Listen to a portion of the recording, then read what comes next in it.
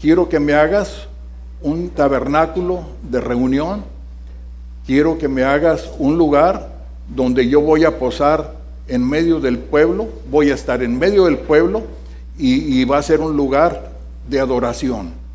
Desde ahí yo voy a hablar al pueblo, te voy a hablar a ti, voy a hablar al pueblo, pero va a ser fundamental que este lugar sea hecho por las personas idóneas. No habló, hubo que tener muchos materiales, muchos especialistas para hacer la construcción, sobre todo con las especificaciones que Dios daba, que eran unas especificaciones sumamente estrictas, pero tenía que ser así porque era el lugar a donde iba a posar Dios, era el lugar donde Dios iba a hablarle a todo el pueblo y desde donde Dios quería que proteger al pueblo y guiarlo, y aparte era el lugar donde Dios quería que lo adoraran, donde sigue queriendo que lo adoremos nosotros. Esa es una instrucción hasta este día y hasta los días que siguen y hasta la eternidad allá en el cielo. Adorar a Dios es la tarea fundamental de todo nacido de nuevo, de todo hijo de Dios. Adorar a Dios. Adorar es fundamental, es parte esencial de la vida cristiana. A veces vivimos envueltos en tantas cosas que a lo mejor ni hemos comprendido o se nos olvida la parte fundamental que es adorar a Dios. Adorar, la adoración. Sin esto no hay una vida cristiana en el sentido estricto y amplio. Bueno, entonces Dios le dio las especificaciones a Moisés. Voy a agarrar mi tecnología de punta, de esas con ganas. De esto se trata este bastón, es mi apuntador. Entonces, para no atravesarme y tapar aquí. ¿Sí lo ven ahí, Arturo? Bueno, entonces Dios les dio unas especificaciones. Hagan de cuenta que este es el tabernáculo. La parte de afuera, la parte negra, es la barda, que se le llama en la palabra el atrio del templo, la barda o la cerca del templo. Esta puerta, que es la única entrada al tabernáculo, esta puerta está en el lado oriente. El lado oriente tiene un significado muy profundo, el oriente. En otra ocasión se los voy a platicar, pero que se les quede bien claro, la puerta está en el lado oriente. En el lado oriente. Como una referencia y una analogía, cuando Jesús estuvo en el huerto de Getsemaní, cuando se estuvo preparando con sus discípulos, cuando vino a la fiesta, la última fiesta, resulta que Jesús vino, el templo de Getsemaní estaba al poniente, y entonces vino caminando, cruzó el valle de Cedrón y entró al templo, precisamente lo que se le conoce como por la puerta oriental. Entró por el oriente. Esto tiene un significado muy grande, muy profundo. Algún día lo platicaremos. Bueno, esto tenía medidas muy especiales. Tenía 100 codos de largo por 50 de ancho. Un codo equivale a esta distancia, que es aproximadamente 45 centímetros. 45 centímetros es el equivalente a un codo. Entonces tenía 100 codos por 50. Y entonces adentro tenía un recinto que era propiamente el templo. El templo medía 10 codos de ancho y 20 de largo. Entonces ahora tenía varios elementos, ahí les puse el número. Entonces vamos a leer uno por uno. Primero, podremos poner el versículo Gálatas 2:20. Fíjense, en el número 1 era un altar de bronce.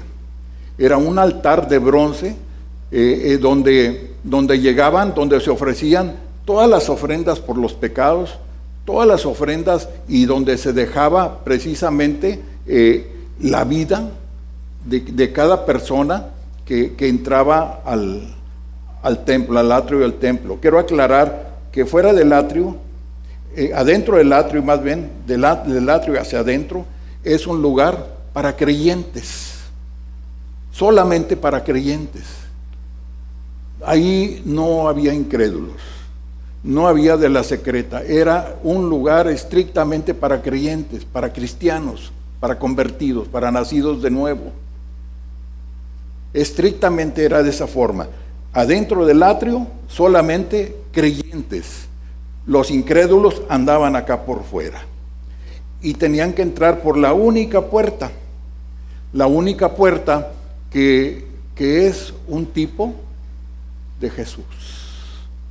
Esta puerta es un tipo de Jesús, y solamente a través de Jesús se viene a la salvación, solamente a la salvación. Y en el horno de fuego, ahí también es otro tipo de Cristo. Era un altar de bronce, se le conocía, y en este altar el bronce significa prueba, Entonces la entrega del pecado, la entrega a la vida, pero ahí se entregaba, o las expiaciones por el pecado.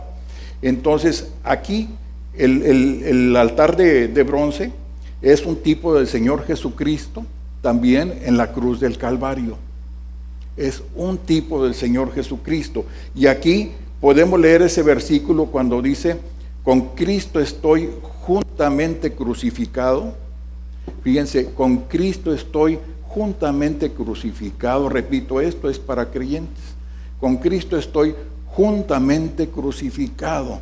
O sea, Cristo murió en la cruz, derramó su sangre por nosotros, y yo estoy muerto para poder haber sido salvado, para poder haber sido perdonado, redimido y entrado a una vida nueva. Tuve que haber muerto juntamente con Cristo. Cuando nos hablan de la cruz, nos hablan de Jesús y nos hablan de nosotros, porque estamos juntamente crucificados ahí en la cruz con el Señor Jesús. Ahí estamos. Y este altar de bronce habla precisamente de eso, del Señor Jesucristo, que fue muerto, que entregó su vida por nosotros, y ahí derramó su sangre. Ahí empieza. El número 2, dice: con Cristo estoy juntamente crucificado, y ya no vivo yo. Ya no vivo yo. Ahí dejé mi vida. En ese horno quedó mi vida, quedó entregada mi vida.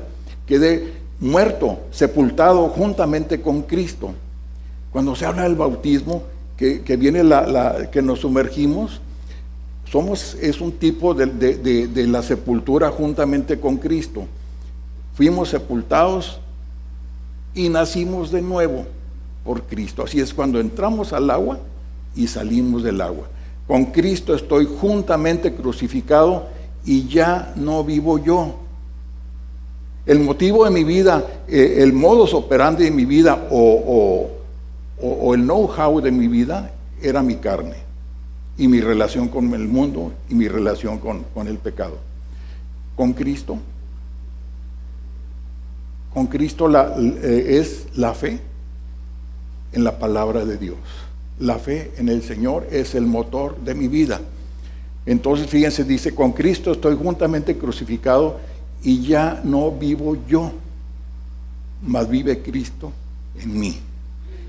Y lo que ahora vivo en la carne, lo vivo en la fe del Hijo de Dios, que dio su vida por mí.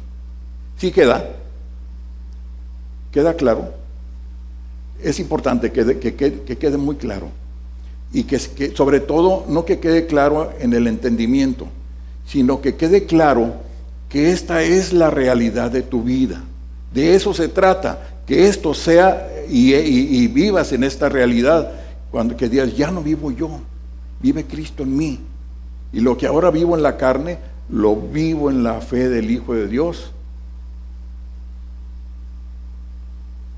Lo vivo en la fe del Hijo de Dios. De eso se trata. O sea, que todo lo que está escrito ahí en ese versículo sea mi realidad. Luego después pasaban al punto 2, que es Gálatas. Podemos pasar a Santiago 1, 21 y 23, por favor. Dice, ¿lo puedes leer, Roberto? Fuerte, por favor, y ir despacio.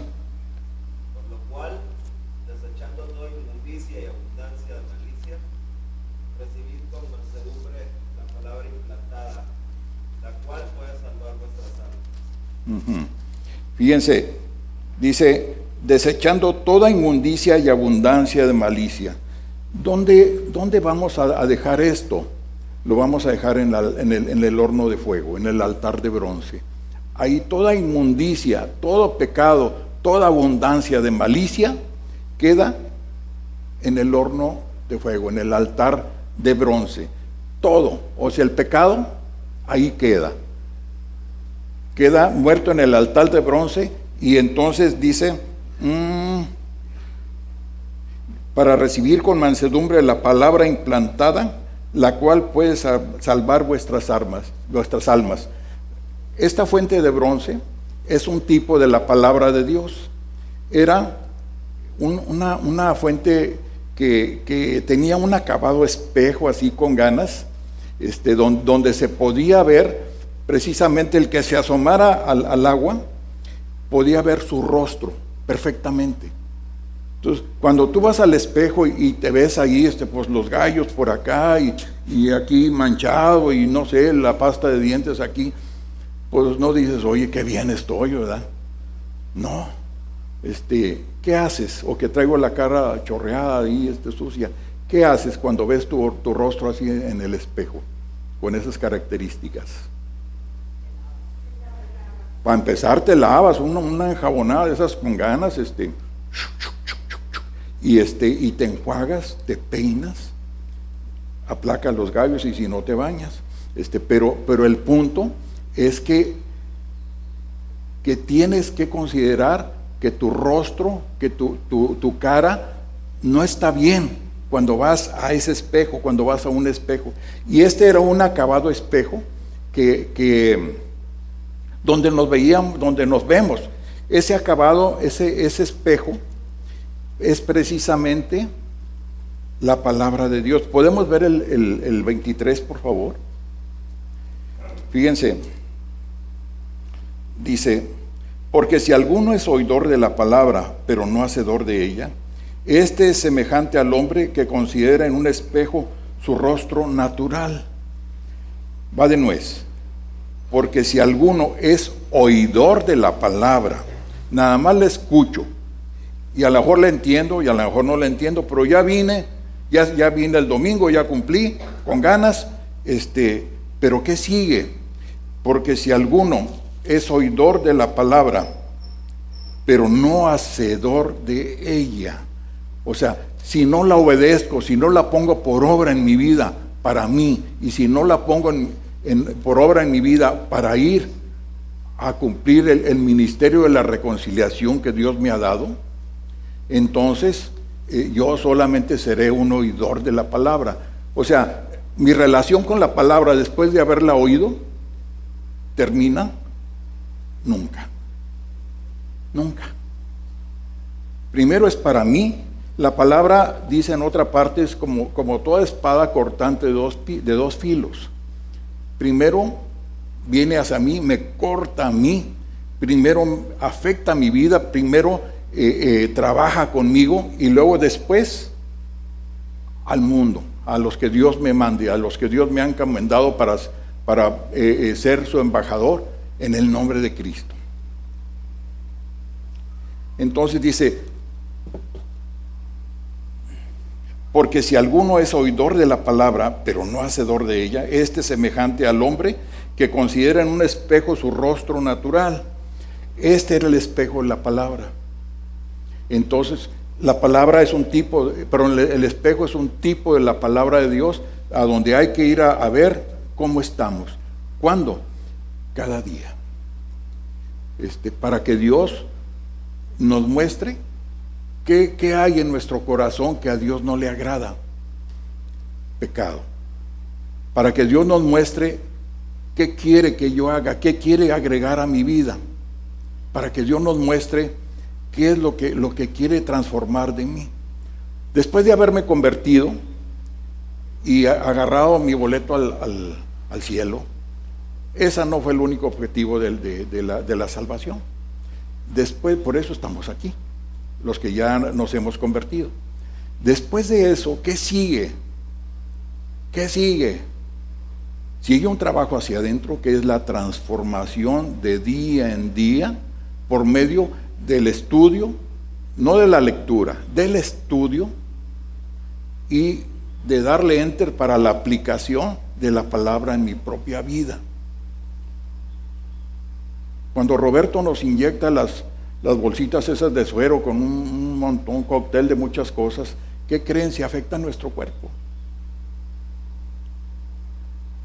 Con la palabra es lo que Dios quiere, que nuestra vida, nuestro cuerpo sea afectado y sea transformado, que seamos transformados cada día de gloria en gloria.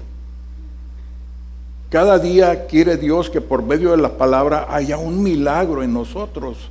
Él quiere hacer un milagro, pero la clave, ¿cuál va a ser? Por la palabra clave en la vida cristiana. ¿Sí se acuerdan cuál es la palabra clave de la vida cristiana? La obediencia. La obediencia a la palabra, la obediencia a Dios es la clave para la vida cristiana. Esa es la clave. Si no hay obediencia, nunca la voy a aplicar. Obediencia para mí y obediencia para ir a ser embajador de Cristo. ¿Queda? Entonces, la fuente de bronce es un tipo de la palabra de Dios. Que la palabra de Dios es el mismo Señor Jesucristo. ¿Sí? Entonces, bueno, hasta aquí es un tipo, aquí todos, repitiendo, todos los que estaban adentro del atrio son creyentes. Pero adentro del templo, aquí ministraba algún tipo de sacerdotes que no eran, tuvieron alguna situación donde finalmente quedaron descalificados para ministrar adentro del templo. Entonces, adentro del templo, ¿quiénes ministraban? Los sacerdotes que habían permanecido obedeciendo a Dios. Y entonces, en el templo propiamente dicho, aquí solamente había una puerta y estaba también en el lado oriental del templo. Aquí tenemos varios elementos. Toda la barda, todos los elementos de esto está construido con los materiales principales. Es el bronce, que es prueba, el oro, que nos habla de la santidad de Dios, la plata, que nos habla de la redención, la madera de acacia, que es una madera que se da normalmente en la del templo, es una madera que se dio en el desierto y se da en el desierto, y que es una madera que tiene una resistencia y una dureza tan alta que resiste a los efectos de la humedad, a los hongos, a los bichos, a todo eso. Entonces es una madera muy resistente para las condiciones del desierto y para dar larga vida. Bueno, se estima que dura 20 años, por cierto. Entonces entras al lugar santísimo, y ¿qué creen? Al lugar santo, y resulta que ese era un recinto no como que tiene ventanas y lámparas y todo por todos lados. Ese era un lugar que no tenía ventanas, Entras y entrabas y estaba todo oscuro, pero oscuro, con ganas, no podías guiarte. Y entonces llegamos al primer elemento, que es el número 3, es el candelero de oro. El candelero de oro. El candelero de oro es un tipo del Espíritu Santo. Es un tipo del Espíritu Santo que cuando el Espíritu Santo en el creyente está vivo, está en el trono del corazón, ¿qué crees? Alumbra. Pero si andamos en el pecado, si dejamos a Dios, si lo quitamos del trono de nuestro corazón y nosotros nos sentamos en el trono o ponemos en el trono cualquier otra cosa o a cualquier otra persona, ¿qué creen? El Espíritu Santo se apaga, se contrista. El Espíritu Santo ya no alumbra en nuestra vida.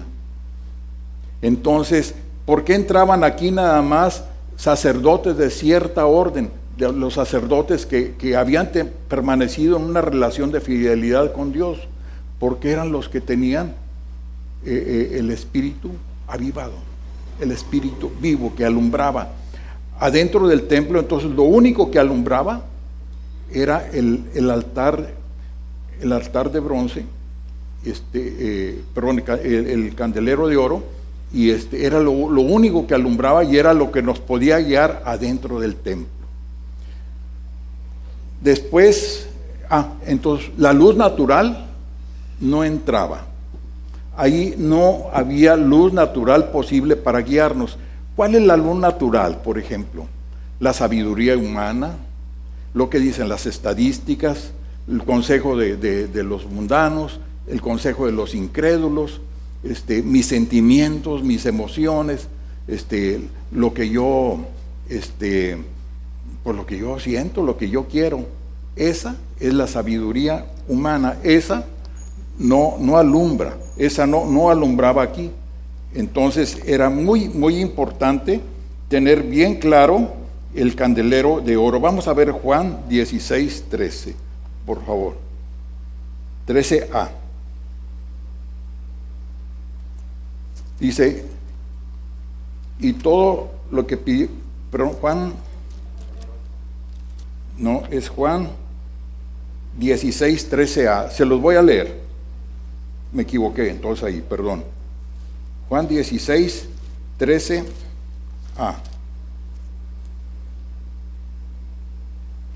Dice, pero cuando venga el Espíritu de verdad, Él os guiará a toda la verdad. Fíjense, pero cuando venga el Espíritu de verdad, Él os guiará a toda la verdad. El Espíritu de verdad nos guiará a toda la verdad. Entonces, ¿a qué es lo que nos guía fundamentalmente el Espíritu?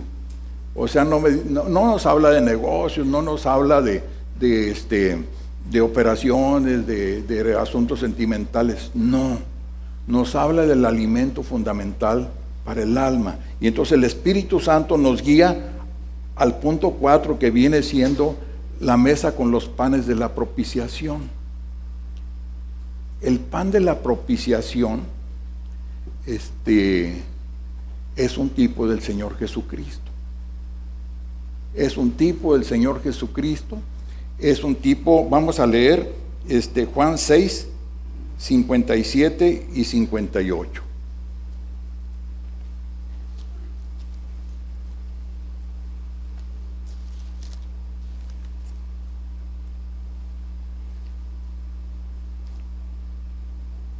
Dice, como me envió el Padre viviente y yo vivo por el Padre, asimismo el que me come, él también vivirá por mí. Fíjense, como me envió el Padre viviente y yo vivo por el Padre, asimismo el que me come, él también vivirá por mí.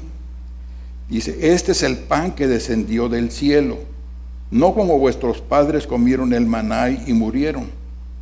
El que come de este pan vivirá eternamente. O sea, aquí estamos hablando que el Espíritu Santo nos va a guiar al Señor Jesucristo. ¿En dónde? En la palabra. En la palabra, cuando nosotros vamos a la palabra, la leemos, la estudiamos, la meditamos. Meditar es hacer la digestión con la palabra en nuestro cuerpo. Una digestión. Y cuando hacemos la digestión, ¿qué pasa? Pues se queda en nuestra vida. ¿Y qué sigue después? Guiará nuestros pasos y nuestros pensamientos. Ese será el efecto de la palabra en nuestra vida. Ese es el significado de la mesa con los panes de la propiciación. El pan es el Señor Jesucristo mismo. Es el Señor Jesucristo mismo. Fíjense que a lo primero que me guía el Espíritu Santo es al Señor Jesús, a la palabra de Dios.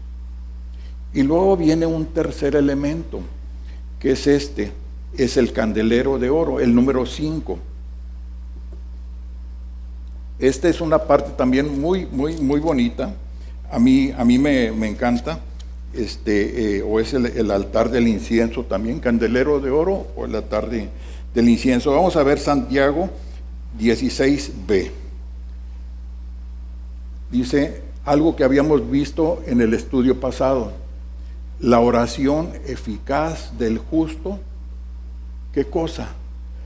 Puede mucho. La oración eficaz del justo puede mucho. Repitiendo que aquí en el lugar santo, al lugar santo entraban, o al templo propiamente dicho, entraban los que habían permanecido fieles aún en las pruebas más difíciles. Ahí entraban ellos al lugar santo. Y entonces eran los que eran alumbrados por el Espíritu Santo, guiados por el Espíritu Santo para ir en pos de Cristo a través de la palabra, hacer lo suyo y dejarle tu vida al grado de que podamos decir: ya no vivo yo, mas vive Cristo en mí, y lo que ahora vivo lo vivo en la fe de Cristo. Entonces esto es a lo que me guía el Espíritu Santo, a lo que quiere guiarte, a lo que nos guía el Espíritu Santo. Entonces cuando llegamos al punto 5, al altar del incienso, ahí llegamos al punto de orar.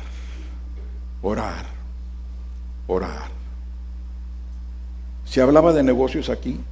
No. ¿Se hablaba de la bolsa, de las finanzas, de la América, de los Tigres? No. O sea, no. ¿De qué se hablaba aquí? Del Señor. Alumbrados por esa luz que solamente viene de parte del Señor, por el Espíritu Santo, guiados por el Espíritu del Señor. El Espíritu dice: nos guiará toda la verdad. ¿Cuál es la verdad? Jesús. ¿Cuál es la razón de la vida? Jesús. ¿Cuál es el camino? Jesús. ¿Quién es la vida? Jesús.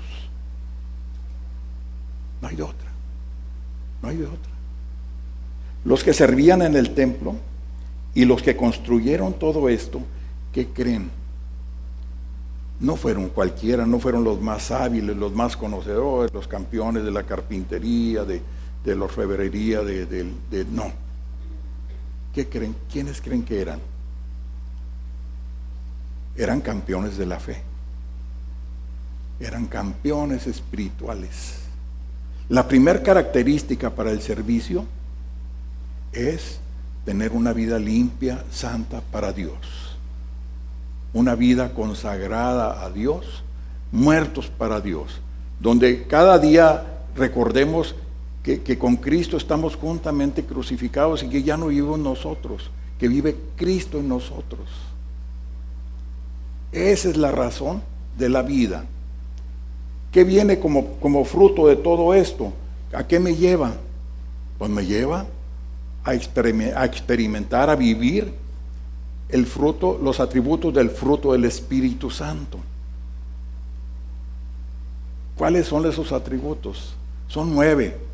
Viene el amor, el gozo y la paz en primer lugar, que son el ornato interno, la característica interna de los que obedecen, de los que viven en el Señor.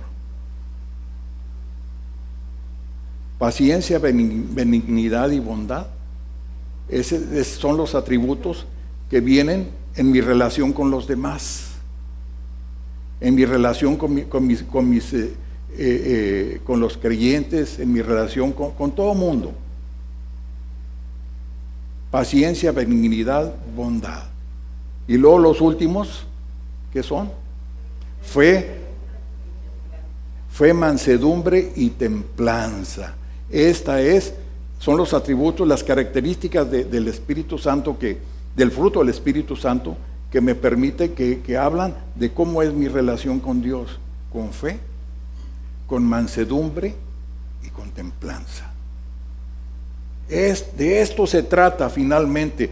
Aquí, adentro del templo, de eso es lo que Dios estaba produciendo, porque eran creyentes fieles los que servían en el templo. Creyentes fieles. ¿Sí queda? ¿Con ganas o más o menos? ¿Ustedes creen que entraban aquí al templo y no era otra cosa más que estar con el Señor y en las cosas del Señor? Aquí se oraba, se intercedía por los demás. Había mucha oración intercesora, de esa que puede mucho. De esa que puede mucho. No es la que está concentrada, que trae una colona larga así de pecados que andamos cada rato, pide y pide, pero ay, Diosito, la volví a regar, ay. No, era una oración intercesora. No era una oración, Dios, que me vaya bien en el negocio, Dios, que me aumente en el suelo, que no me corran en el trabajo. No. Era una oración intercesora. ¿Y qué crees qué otra cosa crees que hacía? Se daban gracias. La oración que salía de un corazón agradecido con Dios también. Esa es una característica también fundamental del creyente, es agradecido. Dios es un Dios de orden y es un Dios de paz. A veces no tenemos ganas de orar o andamos en desorden, pero cuando tú empiezas tu oración, que yo lo he hecho, por eso se los comparto, porque así me lo aconsejaron. Es que no tengo ganas de orar, no quiero. Y así, entonces me dijo, mira, ok, esto que me dices a mí, díselo a Dios, dile, Dios, no tengo ganas de orar, no quiero orar, estoy cansado, tengo muchas cosas que hacer. ¿Y qué creen? Orar es hablar con Dios. Y cuando empieces a hablar así con Dios, yo no tengo ganas de orar, estoy cansado, tengo muchas que hacer. ¿Qué crees que está pasando? Ya empezaste a orar. Porque orar es hablar con Dios y ya empezaste. Y entonces Dios te va a empezar a dar convicción. Y cuando empiezas, Dios, no tengo ganas de orar, no quiero orar, y acabas de rodillas. Acabas hasta con lágrimas pidiéndole perdón a Dios. ¿Y qué crees? Vuelves a poner al Señor en el trono de tu corazón y vuelve a avivarse tu vida con ganas. Bueno, pues de aquí quedó esta parte del lugar santo. Seguía otra parte que era la fundamental, el lugar santísimo.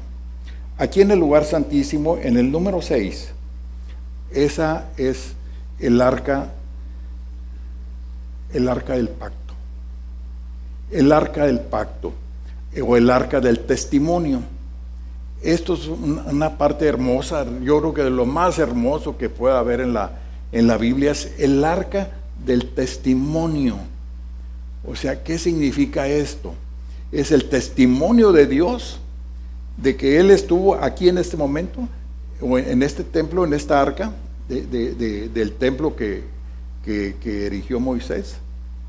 Se trataba del testimonio que Dios había dado a todo el pueblo de Israel de que Él era Dios, de que Él era su Dios y que Él era su libertador, su redentor, el que los había rescatado de la esclavitud en Egipto, el que los trajo por 40 años comiendo en el desierto todos los días y nunca les faltó.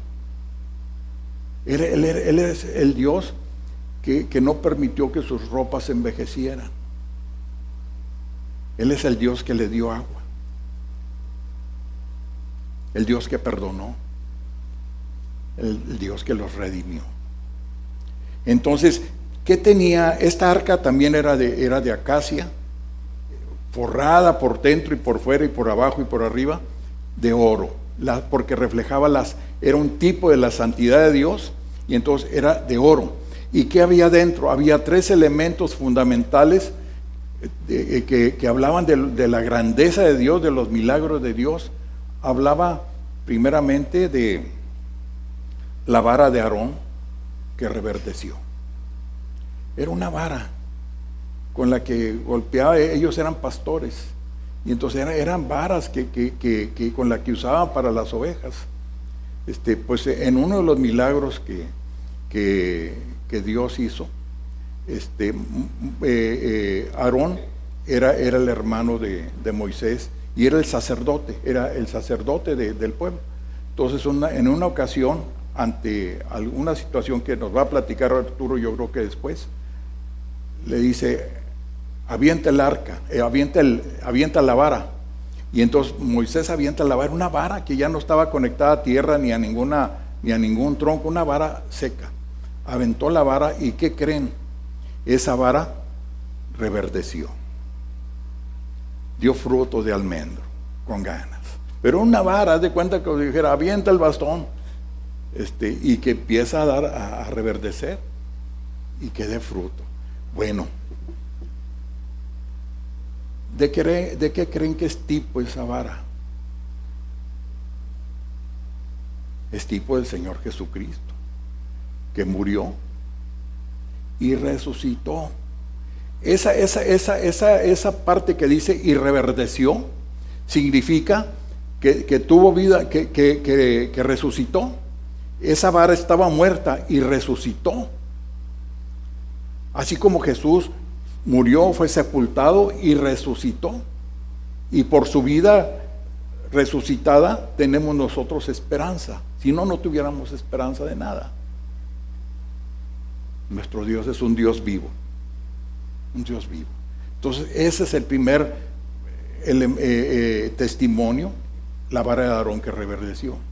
El segundo era un depósito, una ollita que tenía maná del cielo, con el que Dios alimentó al pueblo durante 40 años. Es otro testimonio de que Dios es un Dios de poder, de que Dios es un Dios vivo, poderoso, con ganas. Y el tercer elemento, las tablas del pacto, los mandamientos. Todo eso estaba aquí en el arca, del pacto, en el arca del testimonio. Es con ganas, es lo más fundamental.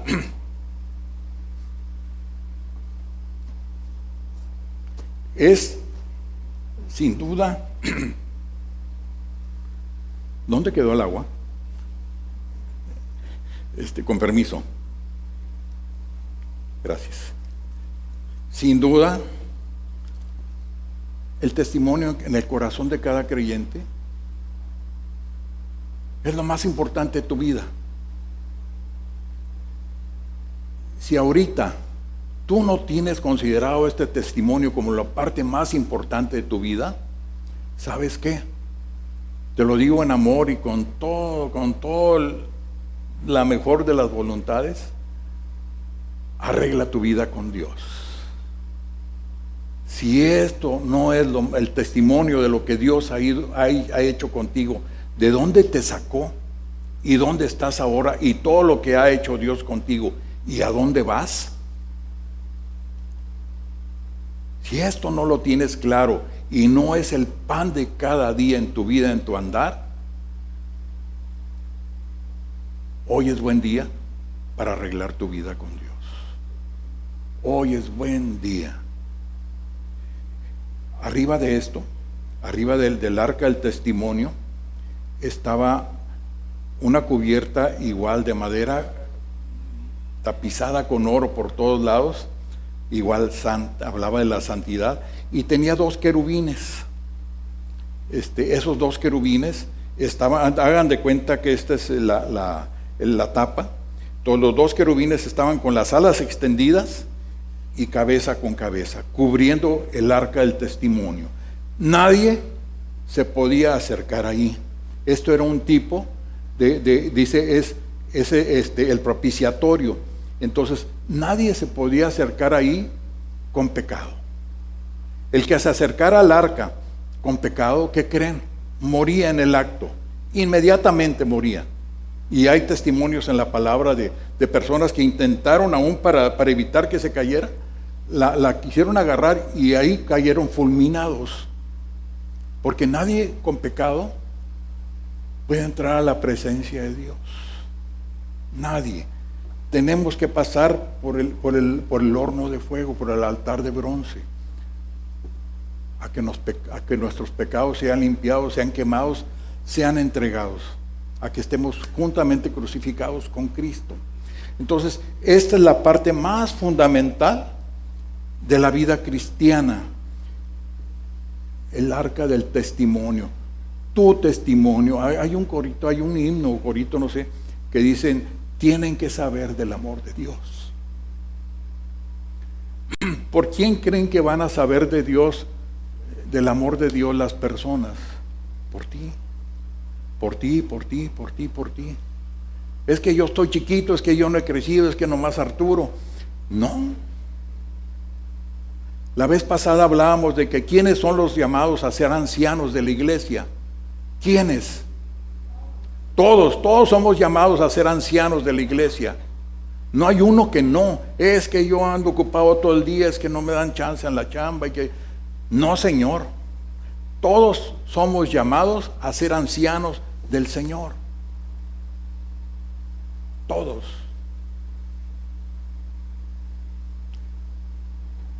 ¿Para qué creen? Para que vivas con amor, con gozo y con paz. Si no, vivirás una vida muy triste, extraviado de la verdad.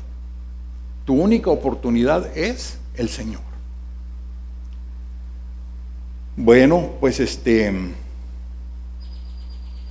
la vida cristiana es esto. Esto es vivir la vida cristiana. Hay algo que me falta, un elemento muy importante, pero quiero decirles que la vida cristiana es desde esta orilla, hasta acá. Todo lo que está dentro del atrio es la vida cristiana, y lo que está dentro del templo es la vida profunda. Pero fíjense que aquí hay un elemento 7, hay una rayita. Esa raya es el velo del templo. El velo del templo. Ese velo dividía el lugar santo, que es del lugar santísimo. Lo dividía, porque acá estaba Dios, acá nadie se podía acercar. Fíjense, nada más pasaba una vez al año el sumo sacerdote, pero tenía que llevar características muy especiales, no podía entrar nomás así porque sí. Tenían que ofrecerse sacrificios por sus pecados. Antes él tenía que ofrecer sacrificios por el pueblo y luego sacrificios por su propio pecado. Porque recuerden que el que entraba a la presencia de Dios, si no iba lavado por la sangre del Señor Jesucristo, moría en el acto. El sacerdote entraba nada más un día al año, en el día de la expiación, donde ofrecía sacrificios e intercedía por los pecados de todo el pueblo. Un día al año, nada más un día. Pero ¿qué creen? Ese velo era desde arriba hasta abajo de una sola pieza. Era tan fuerte que se dice que 2 yuntas de bueyes no la podían partir. Una de cada lado, era así de fuerte. O sea, nadie podía sacar ahí su MacGyver y cortarla. No se podía, no había manera. No había manera de cortar, de partir ese velo. Entonces, ¿cómo entraba el sacerdote? Entraba por abajo del velo, hacia gatas prácticamente. Y ¿qué significa esto? Entraba humillado bajo la poderosa mano de Dios. Tenía que entrar humillado, con un corazón humilde, con un corazón contrito.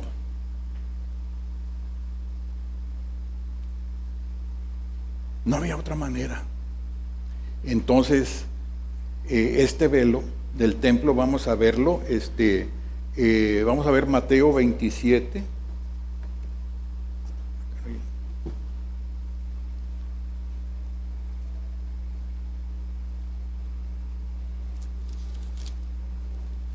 ...50 y 51.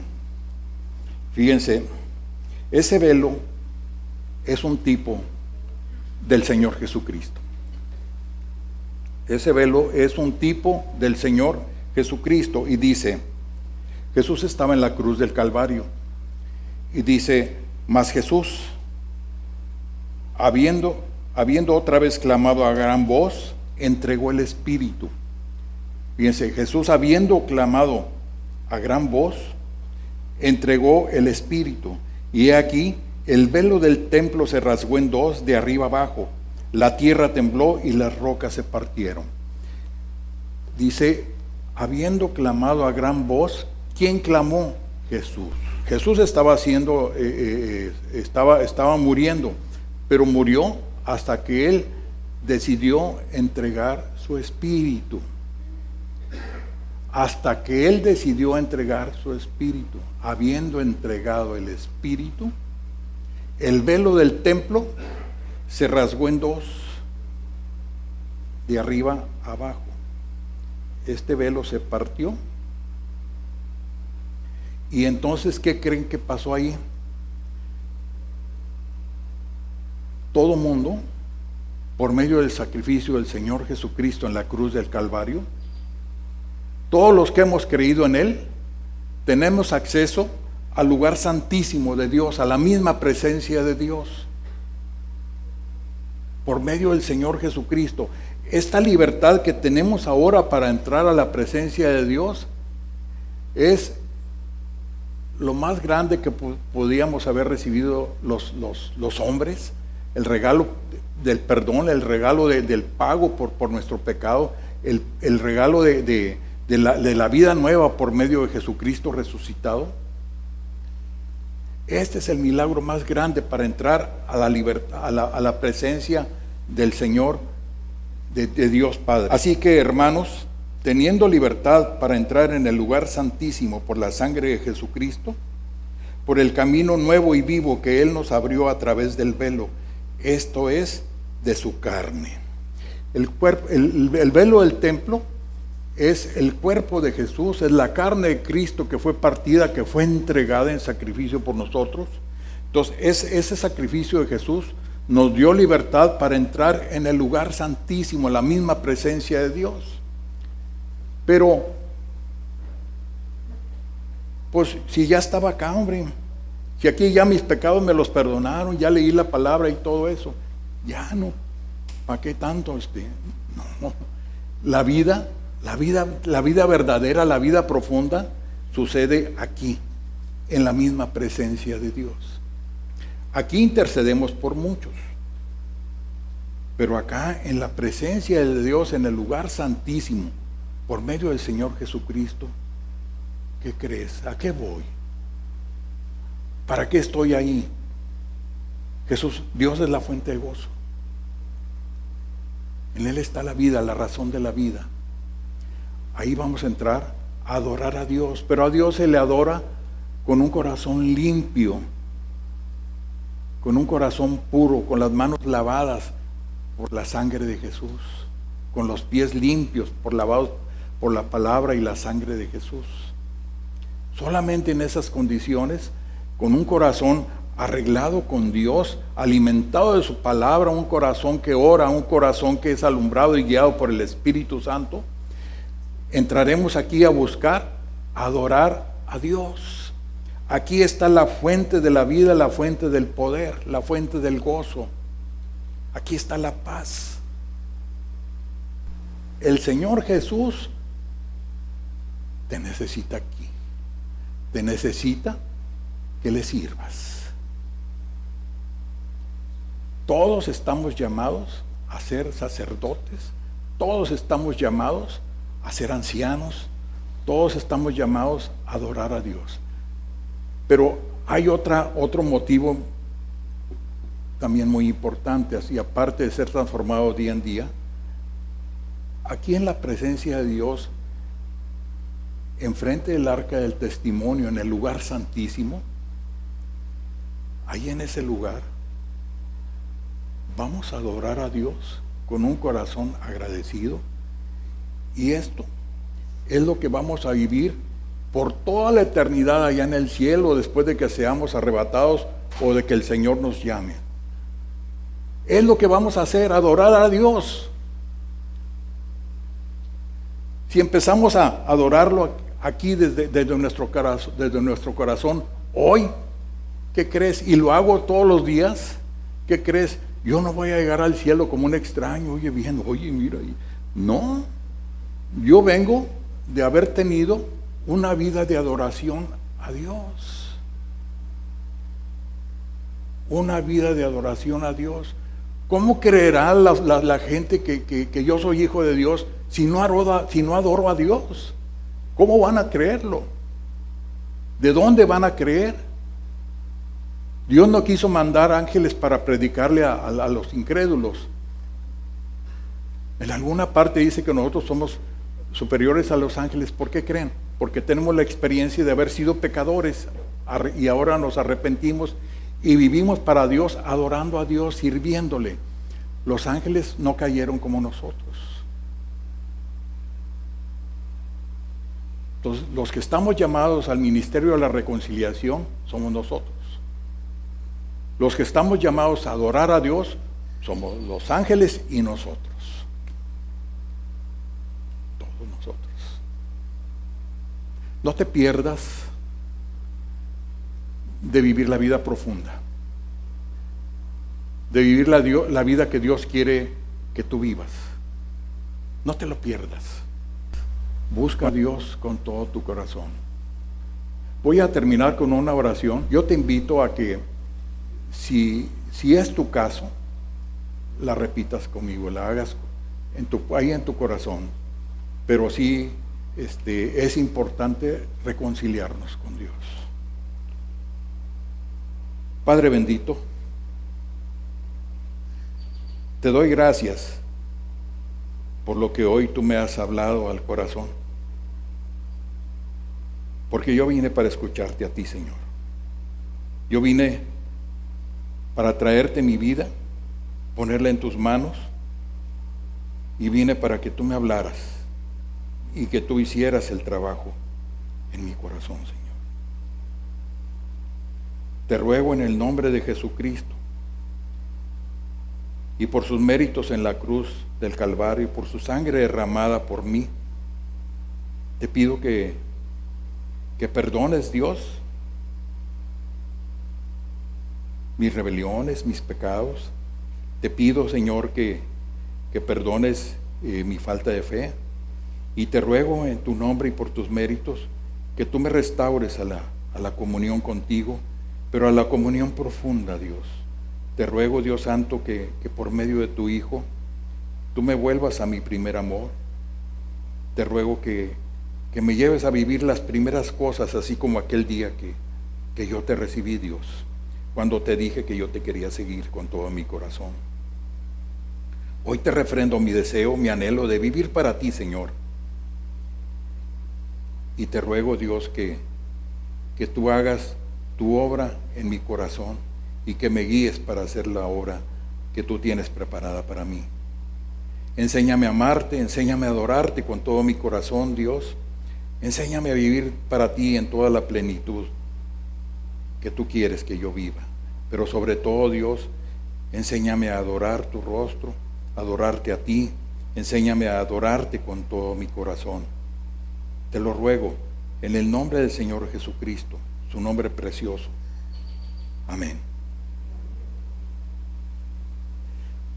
Que Dios los bendiga.